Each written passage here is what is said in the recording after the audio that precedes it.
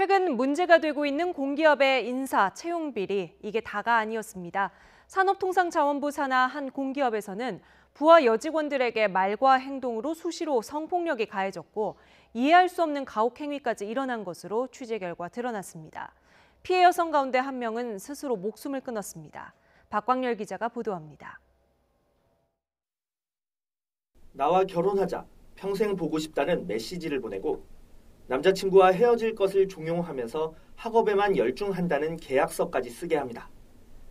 산업통상자원부 산하 공공기관인 한국산업기술시험원의 유부남 상사가 실습 온 대학생과 사귀는 20대 신입 여직원의 한 행동입니다. 어차피 너 걔 저기가 한 3개월만 정도 헤어질 거 아니야? 내가 인정이야? 알겠어. 그럼 가능해? 네가 믿고서? 비싼 거 같아? 걔 아니면 나 둘 중에 하나 선택하라고. 이렇게 얘기하면 하지만 가해자는 공기업 자체 감사 전 자진 퇴사 형식으로 징계를 피했고 최근 지방 모 대학 교수로 임용됐습니다.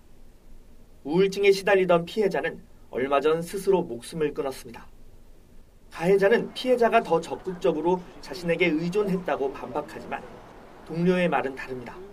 직속 상급자이기 때문에 실무적인 것들, 지시나 이런 것들이 사실적으로 보면 이게 계속 내려올 수밖에 없어서 그냥 계속 수용할 수밖에 없는 거고, 퇴근 이후에 사생활까지 개입하면서 강제하는 문제 같은 경우에는 상식적으로 납득되고 이해할 수 없는. 이뿐만이 아닙니다. YTN이 입수한 한국산업기술시험원의 감사 보고서입니다. 유부남과 사귈 생각이 있느냐고 물어보고 넥타이를 대신 매달라거나 잦은 신체 접촉으로 젊은 여직원이 2달 만에 퇴사하기도 했습니다. 성범죄뿐만 아니라 가혹행위와 이른바 갑질도 도를 넘었습니다.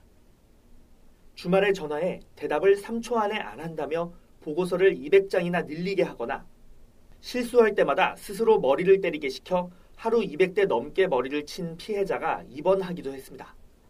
게다가 다른 직원도 있는 SNS 공간에서 특정 직원에게 일을 못하니 청소라도 잘하라고 모욕을 준 뒤 이 같은 사실을 외부에 알리지 말라고 입막음한 것으로 드러났습니다. 내부적으로 계속적으로 이거를 알리기가 어려운 경우가 있기 때문에 외부적인 신문고 제도나 옴부즈만 제도를 통해서 외부적 감시가 필요하고. 감봉 등 징계가 내려졌지만 일부 가해자는 피해자에게도 책임이 있다며 엉뚱하게 인턴 기간을 늘릴 것을 주장했습니다. 가해자 개인의 문제도 물론 있지만 일반 기업과 다른 공기업의 수직적이고 폐쇄적인 조직 문화 역시 한 원인으로 꼽힙니다. YTN 박광열입니다.